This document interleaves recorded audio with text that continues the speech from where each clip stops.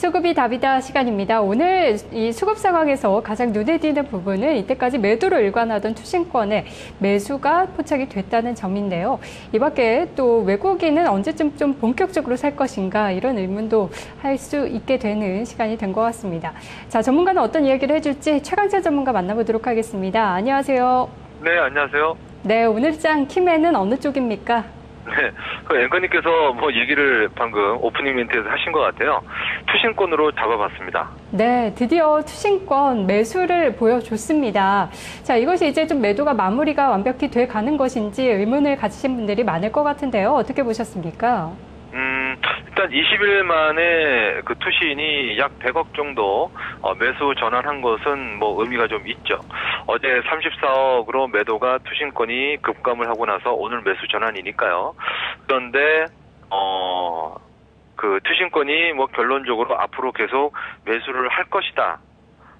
아무도 뭐 모르지만 저는 매수를 연속성을 가지지는 못할 것이다 라고 생각을 합니다. 그거는 왜 그러냐면 투신권이 지금까지 매도를 했었던 이유가 수익증권에 대한 환매 압박 때문이었죠. 네. 내 지수가 반등을 한다. 뭐 일단 뭐 오늘 제가 보기엔 단기적으로 고점이 좀 나왔다라고 좀 보긴 하는데 그래도 뭐 혹시라도 1980선까지 갭을 메우러 2차 갭을 메우러 가는 그런 흐름이 혹시라도 만약 나타나게 된다면 투신권이 또 매도로 전환하겠죠. 왜냐하면 또 수익증권 압박, 환매 압박이 또 나올 거 아니겠습니까? 그러니까 이게 추세적으로 투신권을 살 수가 없어요. 그렇게 제가 결론적으로 딱 말씀을 드릴게요. 그렇다면은 별로 의미가 없다라는 거죠. 네, 투신권에서 좀 기대할 부분이 없다면 연기금 쪽에서는 어제 700억 원대에 이어서 오늘 또 800억 원대의 매수세를 보여줬는데 이쪽을 좀 기대해 볼 수는 없을까요? 어떻게 보세요? 이쪽은 기대를 해볼 수가 있습니다. 왜냐하면 연말 그 자금 집행 계획을 감안을 하면 약 7조 원 정도 물량을 앞으로 사줘야 되거든요. 그러면은 이제 거래일 수가 11월, 12월 40일이죠. 그리고 남은 기간 또한 한 50일 정도. 그러면 하루에 평균 1,000억 정도. 요 정도는 좀 사줘야지 겨우 뭐 한 7조 원 정도 더 사야 되겠네요. 그러니까 꾸준한 매수 수급이 좀 나타날 수 있다라는 거죠. 그러면서 오늘 같은 경우는 지수가 오르는데도 좀 사지 않았습니까? 연기금 같은 경우는. 네. 그러니까는 당연히 투신권의 빈자리를 연기금이 채울 수가 있습니다. 자, 그렇다면은 오늘의 키맨이 투신권의 매매 동향 정리해 보도록 할게요. 자, 그런데 한 가지만 더 말씀드려도 될까요? 네. 예, 왜 투신권이 근데 어떤 의미가 있냐면요. 투신권이 매수를 하면 종목의 체감이 좀 좋아져요. 예를 들어서 말입니다. 오늘 삼성전자하고 현대차는 상승폭이 1%도 채 되지 않지 않았습니까? 네. 그런데 뭐 다른 어떤 조선이라든가 화학이라든가 기타 어떤 낙폭과대 대형주들 물론 일단 낙폭과대이기 때문에 반등을 했다라고 좀 보여지지만 투신권이 안 팔아서 탄력이 좋았던 것도 있거든요. 그렇기 때문에 앞으로 투신권이 말입니다. 크게 매도를 늘리지 않고 그리고 일부나마 좀 매수를 하는 그런 섹터가 나타나거나 볼륨이 그 매도하는 볼륨이 크지 않다. 그렇다면 종목의 체감은 지수보다 좋을 가능성도 배제할 수는 없습니다. 그것이 그렇다라는 쪽이 아니라 그럴 가능성도 한편으로는 염두에 두시라라는 그런 차원에서 또 말씀을 드릴게요. 네. 자, 그러면 오늘 키맨의 특징은요. 전기전자 157억 원의 투신을 매수를 했고 유통은 오히려 119억 정도 매도하는 그런 흐름인데요. 오늘은 전형적으로 유통이라는 내수주, 그다음에 전기전자라는 수출주에 대한 어떤 매수였다. 그리고 시총 1위 업종에 대한 매수였다. 이렇게도 얘기를 좀 해볼 수가 있습니다. 오늘 사실상 그 어제 그리고 특히 오늘의 상승의 모멘텀은 여러 가지가 좀 있겠죠. 뭐 미국 은행권에 대한 실적 호전이라든가 산업생산이라든가 소매 판매 같은 독일과 그다음에 기업 심리 지수, 어떤 유럽 쪽에서 나온 그리고 또 미국 쪽에서 나온 기업과 그다음에 경제 지표의 호전, 요것도 있겠습니다만은 그러나 가장 큰 건 스페인 쪽이죠. 스페인이 조만간 21일 날 이번 주말에 지방선거가 있기 때문에 이제 지방선거가 끝나게 되면은 이제 이론적으로 언제든지 구제금융 신청을 할 수가 있겠죠. 그리고 뭐 메르켈 총리도 이러한 부분들에 대해서 뭐 승인을 했다라는 그런 어떤 얘기도 좀 나타나고 있고요. 그렇기 때문에 스페인 구제금융 신청에 따른 불확실성 해소 기대감, 이것이 사실상 오늘 해외 증시의 급등과 그다음에 우리 증시의 이틀 연속 반등의 주요 요인이다라고 좀 봐야 되겠죠. 그러면 해외 모멘텀에 기댄 전기전자 쪽에 대한 매수와 그것도 반대편에 있는 대수 유통주에 대한 매도였다. 이렇게 투신권은 보여집니다.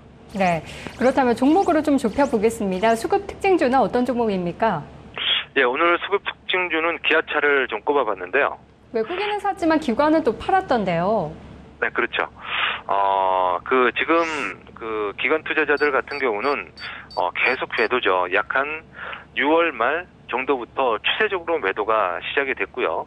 그다음에 외국인 투자자들 같은 경우도 9월 달부터 좀 매도하기 시작을 했습니다. 근데 오늘은 일단 뭐 매수를 하기는 했습니다만은 시세에 어떤 영향을 계속 미치는 거는 투신과 어떤 기관들 쪽에 집중적인 매도였지 않나라고 좀 보여지는데요. 지금 환율이 지금 오늘 1,105원 50전을 기록을 했죠. 1원 70전이 하락을 했습니다. 하다가 지금 1,100원대 중반까지 내려오는 그런 흐름인데요.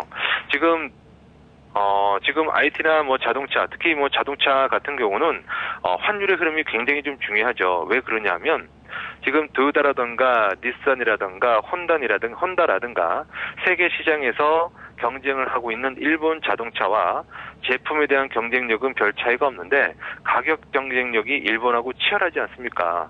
그런 상태에서 일본의 가뜩이나 지금 일본 도요타가 지금 막 올라오고 있는 그런 상태에서 원한의 강세는 자동차 업종한테 상당히 좀 심각하죠. 왜냐하면 삼성전자 사실 뭐 애플만 상대하면 된다 치는데 지금 현대차는 애플만 상대해서 되는 삼성전자가 아니거든요.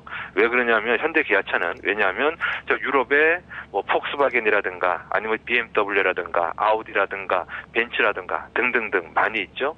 그다음에 일본 쪽에 도요타, 혼다, 닛산 뭐 굉장히 많지 않습니까? 이렇게 지금 애플만 혼자 상대해야 되는 삼성전자가 아니란 말입니다. 그렇기 때문에요. 환율이 지금 무엇보다도 좀 중요하다라는 거죠. 그죠? 네. 그렇기 때문에 지금 요런 어떤 흐름에서 매도가 좀 나오는 거고, 이게 또 여기서 시사점은 뭐냐면요. 환율이요. 직전의 저점이 사실상 깨지지 않았습니까? 네. 그리고 환율은 지금 사실 워낙 강세가 지금 트렌드 아니겠습니까? 그렇기 때문에 지금 제가 보기에는 환율 주식으로 따지면은 달러 원 환율의 흐름은요 꺾였어요. 그렇기 때문에 일시적인 반등이야 좀 나타날 수가 있겠습니다만은 혹시라도 1,100원이 이탈이 되거나 위협을 하거나 그리고 실제로 1,100원이 끝나면서 1,080원, 1,090원 만에 하나 시간을 두고 가게 된다면 지금까지는 사실상 수출주들이 원화 강세 1,100원대는 그렇게 수익성에 큰 영향을 주지 못하는데요. 일부 심리적인 어떤 지성과 수익성에 영향을 주는 마지노선이 일단 1,100원으로 많이 얘기가 되고 있죠. 지금 현대차 같은 경우도 현대차, LG전자 같은 경우도 1,050원 정도를 경영 계획에 포함을 시켜놨고, 근데 거기에 지금 육박을 한다라면은 수익성에 대한 미치는 영향이 심리적인 요인과 더불어서 더 많은 압박을 수출주한테 가할지도 모릅니다. 그렇기 때문에요. 특히 자동차 쪽은 지금 원화 강세가 굉장히 중요한 섹터이기 때문에 네. 이 흐름을 좀 보면서 참고하시라는 차원에서 말씀드려봤습니다. 네, 기아차 환율의 부담 계속 느낄 수 있겠네요. 전문가님 오늘 말씀 고맙습니다. 네, 고맙습니다. 수급이 답이다 최강전 전문가와 함께했습니다. 오늘 OCI의 실적 발표가 나왔는데요. 장 마감 후에 지금 발표가 됐습니다. OCI 3분기 영업이익이 330억 원으로 지난해 같은 기간보다 86.9%가 감소를 했습니다. 매출액은 7,576억 원으로 29%가 줄었고 당기순이익도 106억 원으로 93%가 감소한 것으로 집계가 됐습니다. 넥스트 1부는 여기까지입니다. 잠시 후 2부로 돌아오겠습니다. 토마토 스탕로